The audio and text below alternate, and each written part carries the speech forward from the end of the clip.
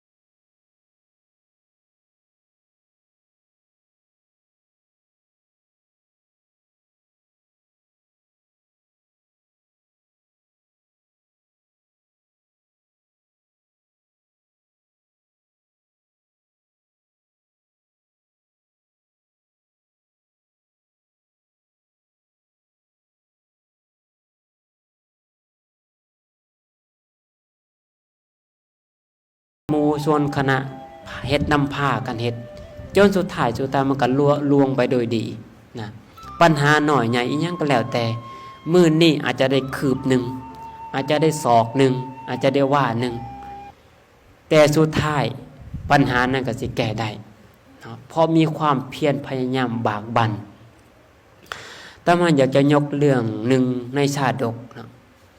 ในชาติหนึ่งของพระพุทธเจ้าเฮาชาตินั้นของพระพุทธเจ้าเฮาเกิดเป็นเจ้าฟ้ามหากษัตริย์เป็นพระราชาปกครองเมืองเนี่ยบัดนี้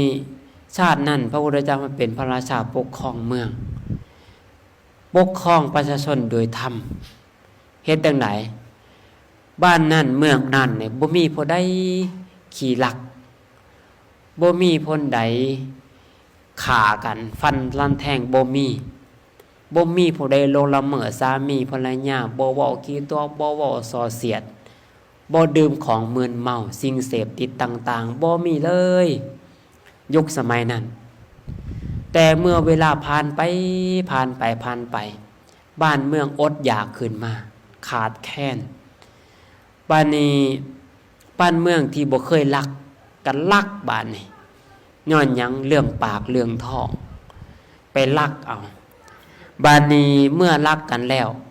ทหารก็จับได้กับนำเอาคนขี่ลักเนี่ยไปให้พระราชาก็เลยถามว่าเป็นหยังเจ้าจึงลักโอ้ถ้าเหตุที่ลักเนี่ยก็ย้อนว่าขน้อยมีความจำเป็นแนวใดก็ย้อนว่าเรื่องปากเรื่องท้องบ่มีอยู่บ่มีกินเนาะเป็นหยังเพื่อนขน้อยเป็นคนทุกข์ยากหาอยู่หากินบ่พอใส่ก็เลยลักเอาของพระราชานี่ก็บอกว่านับตั้งแต่บัดนี้เป็นต้นไปขอให้เจ้านี่ตั้งอยู่ในศีลหาเด้ออย่าลักอีกเพิ่นก็เอาเงินให้เอาเงินเอาคำให้ได้เอาเงินเอาคำให้บัดแต่บัดนี้เป็นต้นไปเจ้าอย่าลักอีกเด้อเพิ่นก็บ่ลักอีกเลยเอาเงินเอาทองให้ไปประกอบอาชีพเจ้าก็มีตีนเจ้าก็มีมือหูเจ้าก็บ่ได้หนวกตาเจ้าก็บ่ได้บอดเพียรพยายามเอาติล่ะบากบั่นเอาติล่ะเพิ่นก็สอนได้นะพระราชาองค์นั้นอยู่แบบนั้นแหละไผลักเพิ่นก็เอาเงินให้แล้วก็ปล่อยไปบ่ฆ่านะอยู่แบบนั้นจนสุดท้ายต่อมาก็มีอีกอำมาตย์คนหนึ่งนะก็คิดโกงก็เลยจับคนมาเห็นคนไปขโมยมาแล้วก็จับแล้วก็มาปุ้นเอาเงินเอาคำเขานะจนสืบสาวไปสาวมาบ้านนี้ไปพ่อปรากฏว่าต้นปลายสาเหตุที่บ้านเมืองเดือดร้อนนะเป็นย้อนอำมาตย์คนหนึ่งของพระราชาองค์นั้นอยากจะว่าได้โอกาสไว้ง่ายซะก็เลยลักเอาเงินชาวบ้านนั่นแหละบ้านนี้พระราชานี่ก็จับได้ก็เลยสอบถามเศษอำมาตย์คนนั้นแหละก็เลยพระราชานี่ก็เลยไล่หนีอำมาตย์คนนี้ไล่หนี บ้านนี้พ่อไล่หนี้แล้วบ้านเมืองก็กลับมาสงบลมเย็นคือเก่าบ้านนี้แอมมาดคนนี้ก็ไปอยู่อีกเมืองหนึ่งอีกประเทศหนึ่งซึ่งเป็นคู่อริกันกับอีกแคว้นนี่นะก็เลยไปเป่าหูพระราชาองค์นั้นอีกนะแต่ว่าเราก็เป็นคนมีสติปัญญาได้เป็นคนมีสติปัญญาเฉลียวฉลาดนะก็เลยไปเป่าหูพระราชาองค์นั้นก็เลยบอกว่าพระราชาอีกเมืองนั่นนะซึ่งตัวเองกลับมานะหนีมานะก็เลยบอกว่าพระราชาองค์นั้นนะเป็นพระราชาทุศีลบ่มีศีลบ่มีคุณธรรมเป็นพระราชาที่อ่อนแอคอยท่านเนี่ยไปลบเอาว่าซั่นนะไปลบไปยึดเอาเมืองนั้นมาบานนี้พระราชาเป็นคู่อริกันนะก็เลยบอกโอ้เป็นไปได้บ่พระราชาองค์นั้นจะเป็นคนทุศีลบ่มีคุณธรรมอ่อนแอก็เลยส่งคนนี่ไปสืบเบิ่งเนาะก็เลยส่งให้คนไปสืบเบิ่งปรากฏว่าเป็นแบบอำมาตย์เพิ่นเว้าอีหลีแต่ว่าเห็นด้านหนึ่งก็คือเป็นบ้านเมืองที่อ่อนแอแต่ว่าพระราชาเป็นคนมีศีลมีธรรมได้เป็นคนมีศีลมีธรรมปกครองประชาชนโดยธรรมบ้านนี้ต่อมาเนาะต่อมาจนสุดท้ายบ้านนี้พระราชาองค์นี้กับพระราชาที่เป็นคู่อริกันนี่ก็เลยเดินทางเข้ามายกทัพมาตีเนาะนะยกทัพมาตีแล้วก็ยึดครองพระโพธิสัตว์เฮานี่นะยึดครองพระโพธิสัตว์นั้นได้แล้วก็จับคุมขังไว้นะพระราชาที่ทรงธรรมนี่จับไว้หลังจากจับได้แล้วบัดนี้นะเพิ่นก็บ่ขาได้นี่ปรากฏว่าบ่ขาเฮ็ดจังได๋เอาไปฝังดินไว้เอาไปฝังหินตะคอนี่นะเอาไปฝังหินตะคอให้ม้าจอกม้าในกินเนาะให้ม้าจอกม้าในกัดกินบัดนี้ต่อมาเนาะพระโพธิสัตว์แล้วก็พร้อมด้วยเสนาอัมมาในประมาณ 1,000 นายถูกจับไว้แต่ว่าบ่ขาเด้ไปจับไว้แล้วก็ไปฝังอยู่ในปราสาทเห็นแต่คอนี่แหละประมาณนี้คุณแม่ย่าเหลือแต่คอเห็นแต่หัวนะบานี้อยู่ต่อมา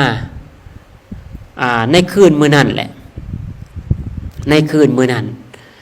มาจอกก็มาเนาะมาในนะมาจอกมาในเอามาหากินบ่อย่างหนึ่งกับอย่างหนึ่งเนาะโอ้ยอันเพิ่นเว้าว่าเกิดจะได้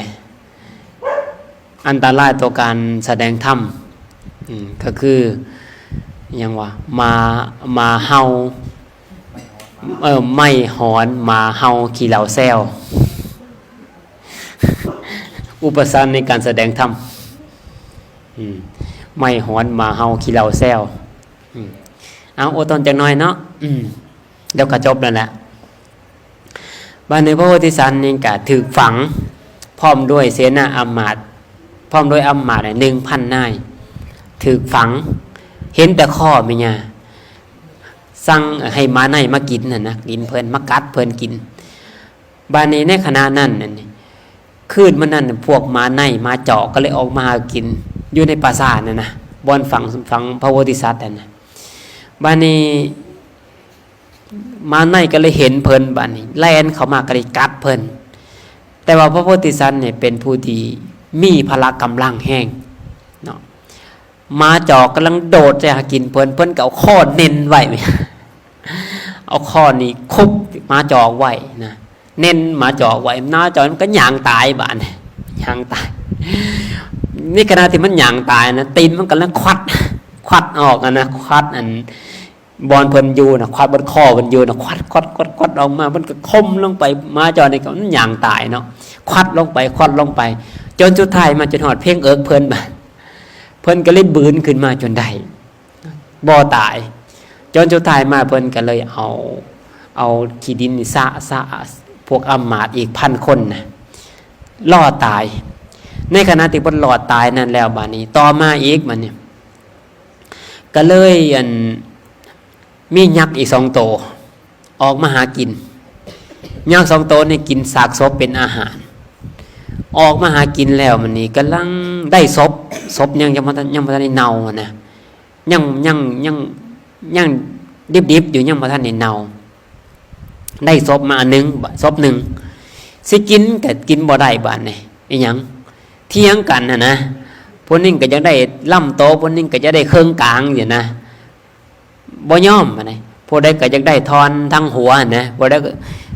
อีกคนนึงก็2 คนนี่พิษกันไปเกี่ยวมาอยู่นะตกลงกันบ่ได้บาดนี้ตอนนั้นพระโพธิสัตว์มันก็นั่งอยู่หั่นแหละแล้วยินเสียงยักษ์2 ตัวนี่นะเถียงกันผู้นึงก็จะได้ทั้งหัวบ่จะได้ทั้งลมนะบาดนี้พระโพธิสัตว์ก็บอกว่าถ้าจังซั่นมาหาเฮาพี่นะงานนึงก็เข้าไปหาเพิ่นหลังจากเข้าไปหาแล้วก็เลยสอบถามว่าเถียงกันเรื่องอีหยังคือบ่ตกลงกันจักเทื่อเพิ่นก็เลยบอกว่าได้ศพมาอันหนึ่งศพหนึ่งแต่ว่าไผก็บ่จะได้ทอนหางลองทอนลางจะได้คักขึ้นมาเอาจังซี่ซะว่าซั่นเฮาสิปันให้เฮ็ดจังไดผ่าครึ่งเอายักษ์ตัวนี้กินครึ่งนึงอีกครั้งนี้ยักษ์นี่กินครั้งนี้หลังจากยักษ์ตรง2 ตนนั่นน่ะกินศพนั่นแล้วมันก็เลยแบบว่าดีใจเห็นนะดีใจก็เลยให้พระโพธิสัตว์นี่นะยักษ์2 ตนนี่ต้องการอยากจะตอบแทนคุณพระโพธิสัตว์นี่พระโพธิสัตว์ก็บอกว่าถ้าพวกท่านอยากจะตอบแทนบุญคุณเฮาอีหลีเฮาขออย่างหนึ่งได้บ่ได้เฮ็ดจังไดพาเฮาไปเข้าไปในเมืองแน่นะเมืองเฮ็ดเข้าจังไดเข้าไปอาบน้ำแต่งตัวเบิดทุกอย่างเสียก่อนเฮ็ดจังไดอย่างนี้ก็มีฤทธิ์ได้เนาะอย่างนี้ก็มีฤทธิ์ก็สามารถพาพระโพธิสัตว์แล้วก็พร้อมด้วยทหารพันนายนี่เข้าไปในพระราชวังเข้าไปอาบน้ำแต่งตัวเบิดแล้วก็พาไปเมืองที่พระราชาคูอาลีนะเมืองที่เพิ่นจับเพิ่นนะเข้าไป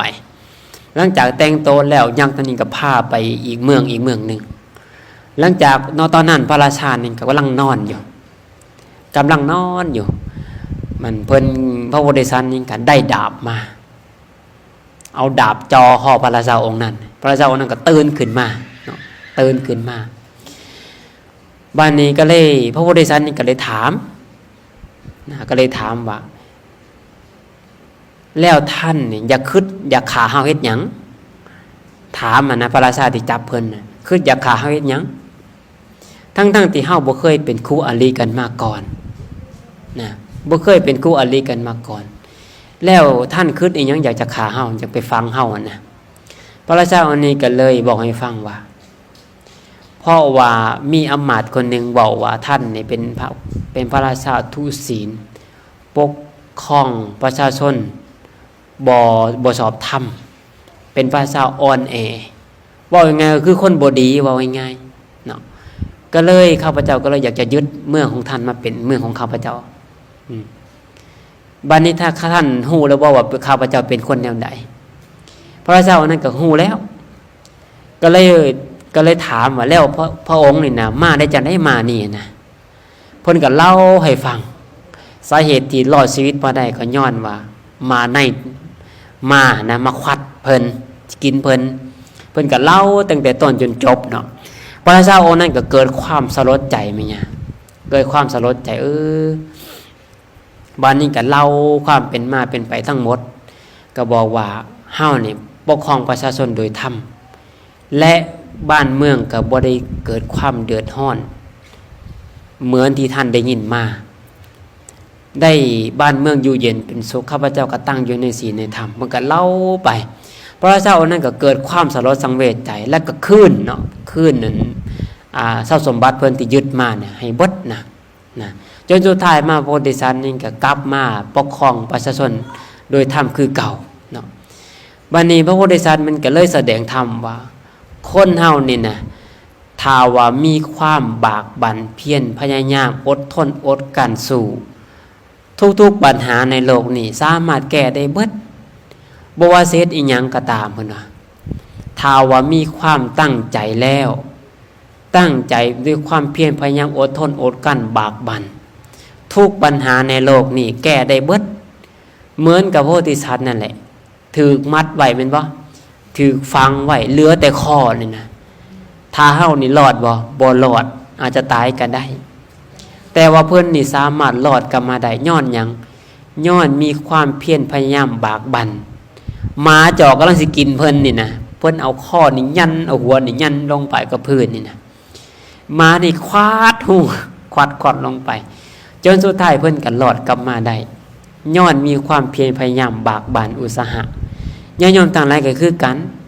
เรื่องการเฮ็ดหนทางเฮ็ดอีหยังก็แล้วแต่ในโลกนี้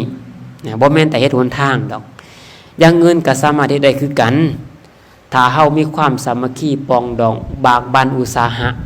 นะมื้อนี้อาจจะได้ซ้ำนี้อาจจะได้ค่าคืบค่าศอกค่าว่าแต่ว่าอีกหลายเทื่อปีนี้ซ้ำนี้ปีหน้าอาจจะหลายขึ้นจนสุดท้ายก็สำเร็จเหมือนพระพุทธเจ้าเฮาก็คือกันแม่ย่าทั้งหลายเพิ่นสั่งสมบุญญาธิการดังสั่งสมบารมีกว่าจะมาเป็นพระพุทธเจ้านี่ก็บ่แม่นง่ายสั่งสมยาวนานเนาะต้องเคยให้ทานเคยให้ทานทรัพย์สมบัติเคยทานห่างกายถวายชีวิตนี่นะให้ชีวิตเป็นทานให้เลือดเนื้อเป็นทานให้ลูกให้เมียเป็นทานนะปรารถนาอยากเป็นพระพุทธเจ้าสั่งสมนานแสนนานแค่บริจาคทานนี่นะแม่ย่าตัดผมถวายทานนี่นะเพิ่นว่าเอาเส้นหญ้ามาร่วมกันในโลกนี้นะมาร่วมกันเส้นหญ้าในโลกนี่ยังว่าน้อยเคยล้างเลือดเขาเป็นทานนะเอาเลือดนี่ถวายให้ทานแก่ญาติพี่น้องปู่ย่าตายายคนต้องการเลือดเพิ่นนี่นะเพิ่นว่าเอาน้ำในมหาสมุทรทั้ง4นี่นะมาร่วมกันน้ำมหาสมุทรได้ฟังให้ดีเด้มันร่วมกันเพราะว่าน้ำมหาสมุทรนั่นก็ถือว่ายังน้อยถ้าจะเทียบกับเลือดที่เพิ่นบริจาคไปนะเคยให้เมียเป็นทานเคยให้เมียเป็นทานถ้าเอาผู้หญิงมารวมกันผู้หญิงในโลกนี้นะมารวมกันยังว่าน้อยพุ่นนะแล้วเคยบริจาคลูกเป็นทานเพื่อจะมาเป็นพระพุทธเจ้านี่นะเพราะว่าเอาเด็กน้อยในโลกนี้มาร่วมกันเด็กน้อยในโลกนี้ยังว่าน้อยพุ่นนะแล้วไม่ออกเข้านี่บ่อยากบริจาคพอออกมาบวชเนี่ยบ่บริจาคได้บ่บวชปีนึงก็ได้2 ปีก็ได้ถ้าบริจาคผัวบ่ได้ก็บริจาคลูกได้อยู่บ่เอามาบวช โอ้ยอาจารย์ผัวเขาหน่อยเว้ายากสอนยากก็ต้องเอาไปโพดแน่ผัวอยู่ไสผัวอยู่วัดบ่ได้บ่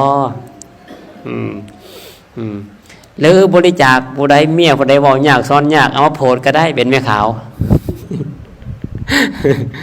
ลองเบิ่งเนาะจักอันเดือน1 2 เดือนมาอบรมเรื่องศีลเรื่องธรรมเพื่อว่าซิกออกไปอาจจะได้เว้าง่ายขึ้นหรือมาเอาพอออกมาบวชก็ได้ มาบวชเดือน1หรือว่าพรรษา1ก็ได้หรือปี1ก็ได้เพื่อซิกออกไปอาจจะบ่กินเหล้าก็ได้เนาะลองบ่เสียสละได้อยู่บ่ฮะ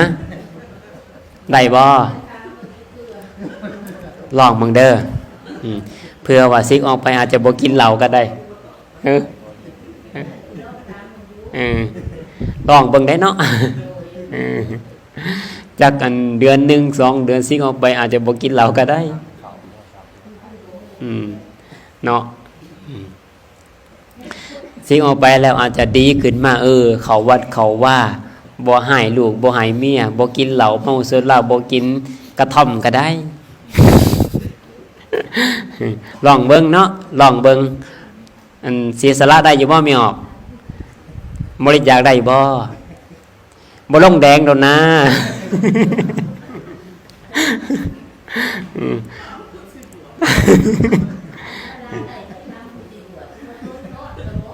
ล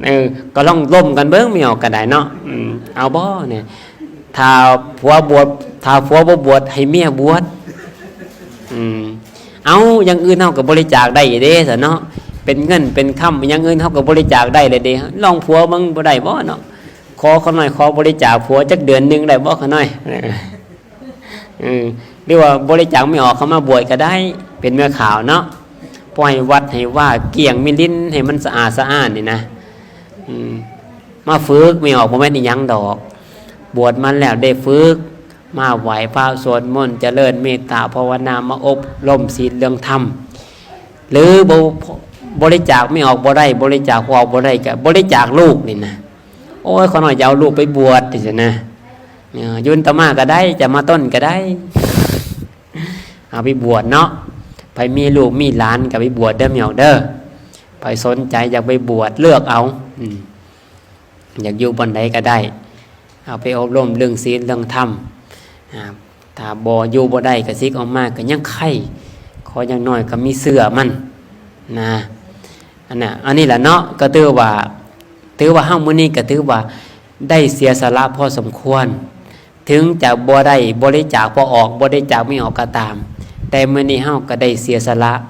ความสะดวกสบายเนาะปกติแล้วเฮาอาจจะนอนอยู่เฮือนก็ได้มื้อนี้นะอาจจะเต้นอยู่บ้านก็ได้แม่นบ่ได้เสียสละมาไหว้พระสวดมนต์เจริญเมตตาภาวนามาฟังเทศน์ฟังธรรมคนขวายบุญก็ถือว่าได้เสียสละหลายพอสมควรเลยแม่ย่าเอาก็ถือว่าพอสมควรแก่เวลาเนาะแม่ย่าเนาะเพราะยังมีหลายองค์เทศนะเอาก็ขออนุโมทนาสาธุนำออกตนญาติโยมพ่อแม่ครูบาอาจารย์ที่มาค้นขวายบุญไหว้พระสวดมนต์เจริญเมตตาภาวนาฟังเทศน์ฟังธรรมแล้วก็ได้จัดงานบุญผาป่าขึ้นเพื่อสมทบสร้างหนทางเนาะก็ขออนุโมทนา